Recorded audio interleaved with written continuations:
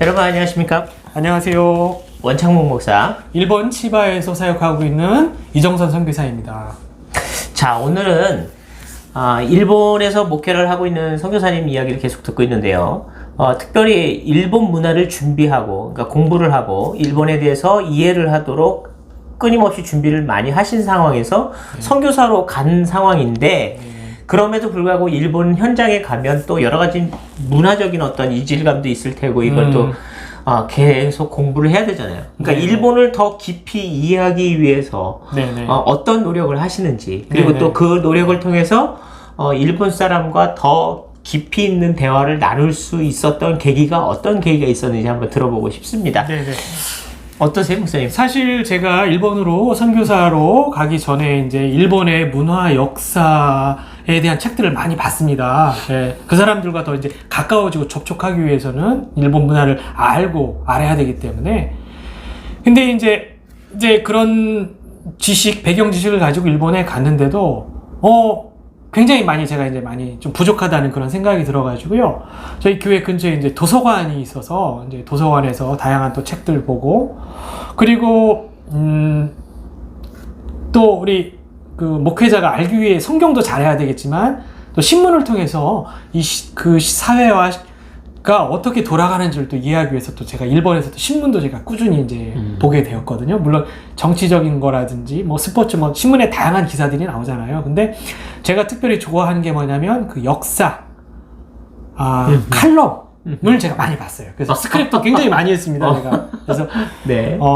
그거를 제가 읽고 일본 성도님들이나 일본 목사님들 뭐 주변 사람들과 이렇게 대화를 하다 보면 그분들이 이제 저를 다르게 보시더라고요. 우리 선교사님이 그걸 어떻게 아십니까? 그런 그랬더니 제가 신문을 통해서 이걸 알게 됐다. 근데 굉장히 일본의 이런 문화 역사들이 있는 게 참 너무나 흥미가 있었고 아주 재밌었다. 그러면 그분들이 굉장히 또 좋아하시더라고요.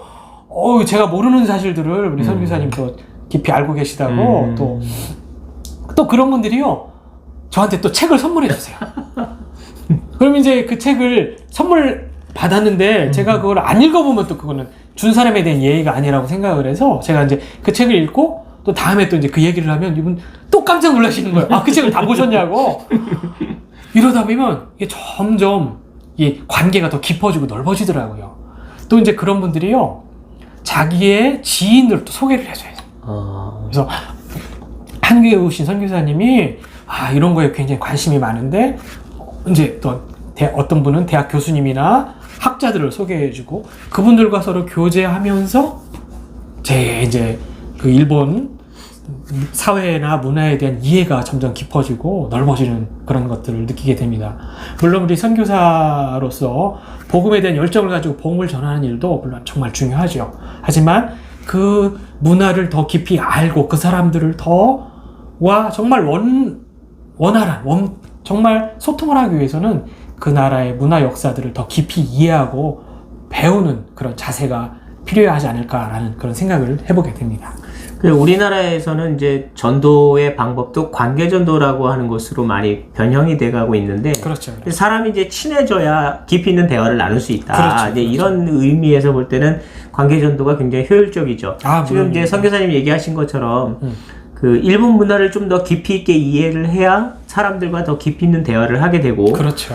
신뢰의 관계가 형성이 되어야 종교적인 어려운 이야기를 나눌 때도 받아들일 수 있는 준비가 되어 있지 않겠느냐. 이런 식으로 이해해도 될 것 같아요. 네네네. 그렇죠. 그러면 이제 소위 이제 그런 분들하고 이제 문화적으로 이제 가까워지는 단계를 거치고 나면 그 다음에 이제 이 종교적인 얘기도 이제 실질적으로 이렇게 꺼내시고 그러시나요? 물론이죠. 그럼요. 우선 이제 일본인들 제가 이렇게 접해보니까요. 내가 이 사람을 통해서 뭔가 배우고 좋은 영향을 받을 수 있다라는 그런 확신이 들잖아요. 그러면 그때 속마음도 얘기해요. 아까 보이지 않는 속마음. 사실은 내가 이런 문제가 있고 어려움들이 있다. 그래서 일본 속담에 그런 얘기가 있어요. 어떤 3년을 알아야 이제 뭐 그 사람의 3년을 지켜봐야 그 사람이 누군지를 알 수 있다라는 어떤 그런 이야기들도 있거든요. 그래서 아무튼 일본인들이요 제가 이제 겪어본 바에 의하면 이 사람을 내가 신뢰할 수 있다라는 생각을 하면 정말 그 사람이 갖고 있는 사상적인, 철학적인, 신앙적인 어떤 그런 것들을 자기도 뭔가 이렇게 같이 나누고 배우려고 하는 어떤 그런 자세들을 보이더라고요. 그래서 혹시 일본 선교를 준비하고 계시는 혹시 예비 선교사님들이 계시다면 정말 내실을 다져야 됩니다. 내실. 물론 신앙적인, 물론 말씀에 대한 어떤 그런 깊이 있는 이해, 그것들을 또 언어로 이렇게 잘 전달할 수 있는 언어적인 능력, 말씀에 대한 깊은 이해도 필요하고, 그리고 그 문화에 대한 깊이 있는 관심과 애정, 이해가 없으면 아마 좀 힘들지 않을까라는 생각을 합니다. 사실 일본의 선교사님들 보면 안타까운 경우들이 많아요. 10년 정도를 이상을 사역을 하셨는데도 일본어로 설교를 못 하시는 그런 분들도 계시더라고요. 그리고 예를 들어서 어느 지역 도시 하면 그거에 대해서 알지를 못하는 거예요. 그러니까 한국에서 한 10년, 20년을 살았는데 광주가 어디 있는지 모르는 그런 외국 사람이 있다가 우리는 그 사람을 무시하게 되잖아. 뭐 이 사람 뭐야? 근데 일본에 살면서 일본의 도시, 문화, 풍습, 예를 들어서 어떤 그런 것들을 더 깊이 있게 알고 이해하면 일본인들도 뭔가 내가 배울 수 있고 존경할 수 있는 사람이구나라는 그런 느낌이 드는 것처럼 꾸준한 학습, 배움의 자세가 필요하지 않을까라는 생각들을 해보게 됩니다. 네.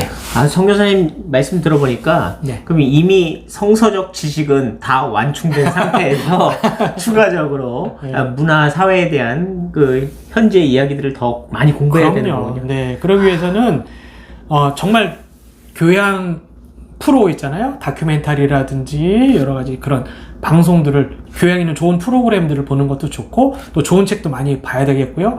제가 권해주고 싶은 건 신문입니다. 신문에 보면 단순히 어떤 정치적인 어떤 그런 거 말고요. 정말 도움이 되는 다양한 칼럼이라든지 그런 기사들이 많이 있거든요. 특집 기사들. 그런 것들을 관심 있게 보시면서 그것은 어떤 언어적인 어휘의 좋은 그런 능력도 기를 수 있고요. 다양한 좋은 정보라든지 어떤 그런 깊이 있는 그런 학습의 기회도 될 수 있다고 생각을 하기 때문에 네. 선교사로서 살아간다는 게 쉬운 게 아닙니다. 어학뿐만이 아니라 다양한 그런 학습, 배움을 늦추지 않고 열심히 해가는 것이 필요하다는 생각이 듭니다. 목사님 혹시 그 일본 선교사로서 혹시 그 문화활동 같은 거를 하신다면 어떤 네. 문화활동이 좀 있을까요? 문화 활동이요? 네네. 뭐 우리나라 같은 경우는 뭐 연극을 본다든가 뭐 이런 활동들도 하잖아요. 영화관, 뭐 일본 영화관 가보셨어요?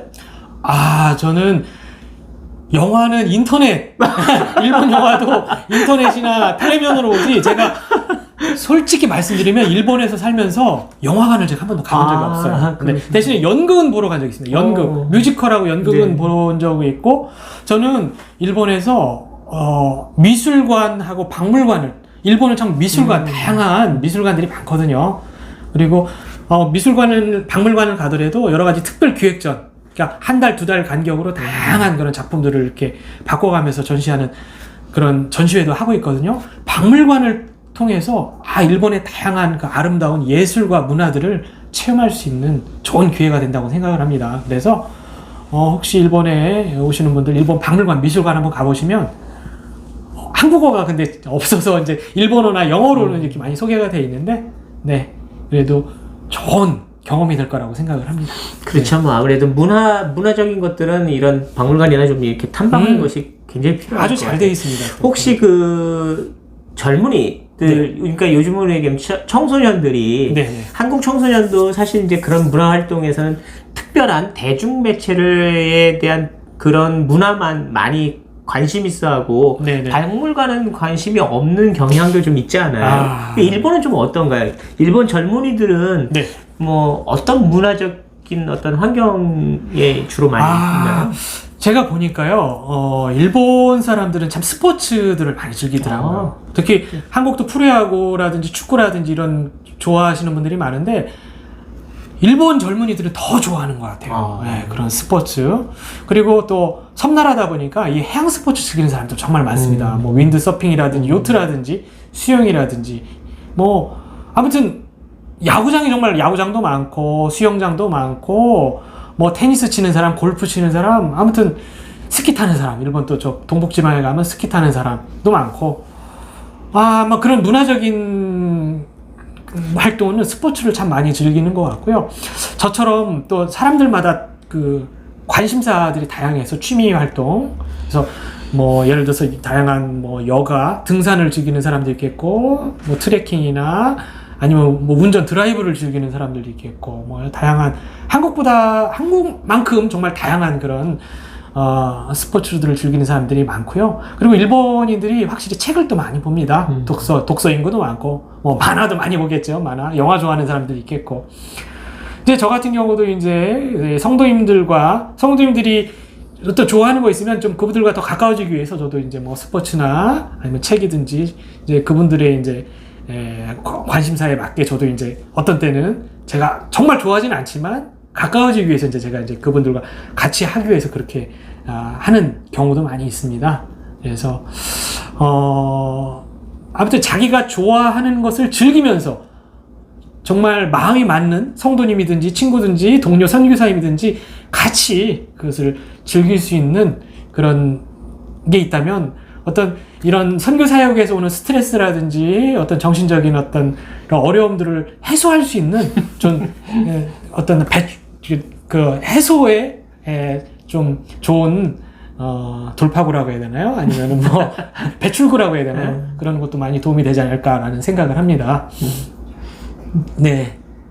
그래서 저희 아내도 이제 제가 이제 가끔 이제 그런 이제 미술관이나 박물관 이런 데를 가끔 이렇게 가면 저희 아내도 또 좋아하더라고요. 그래서 우리가 알지 못했던 새로운 일본의 그 아름다운 역사의 어떤 예술적인 어떤 그런 묘도 접할 수 있고 또 일본도 국립공원이 많아서 정말 이렇게 공원을 산책하다 보면 정말 힐링이 돼요. 그러면 여러 가지 사역하면서 갖고 있었던 어떤 이런 스트레스가 다 이렇게 해소가 되고 너무 즐겁고 행복하게 지낼 수가 있습니다.